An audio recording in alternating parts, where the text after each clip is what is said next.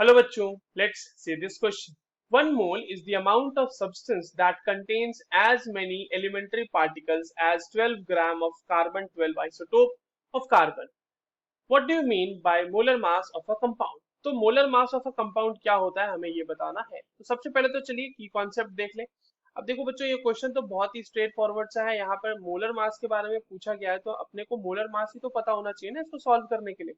So the key concept will be molar mass. Now देखिए question क्या कह रहा है. क्वेश्चन ये कह रहा है कि 1 मोल ऑफ ए सब्सटेंस किसी भी सब्सटेंस का उतना होता है जितना कि उसमें उतने पार्टिकल्स हो जितना कि 12 ग्राम ऑफ कार्बन 12 आइसोटोप में होते हैं.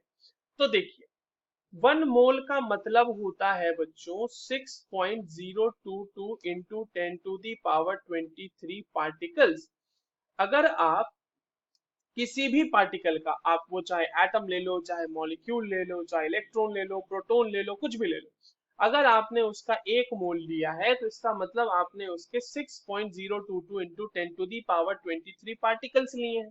नाउ जो क्वेश्चन में स्टेटमेंट है कि अगर हम 12 ग्राम ऑफ C12 आइसोटोप ले लें तो इसका मतलब भी यही है बच्चों की 12 ग्राम अगर आपने C12 लिया है, ठीक है, आइसोटोप का, तो ये कंटेन करता है 6.022 into 10⁻23 atoms of C12, right.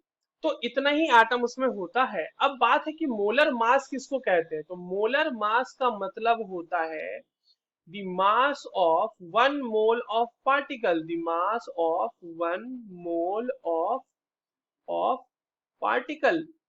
आप समझिएगा इसको.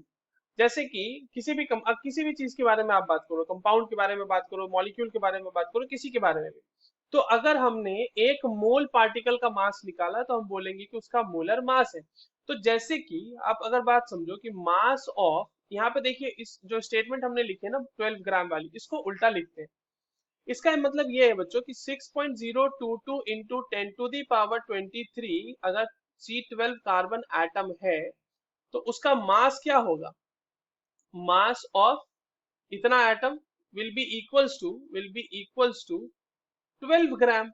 तो 12 ग्राम क्या हो जाएगा, इतने पार्टिकल का मास हो जाएगा. तो इसीलिए मोलर मास इसका क्या हो जाएगा, molar mass of C12 will be equals to 12 gram per mole. हमेशा मोलर मास पर ग्राम मतलब ग्राम पर मोल में ही एक्सप्रेस करते हैं.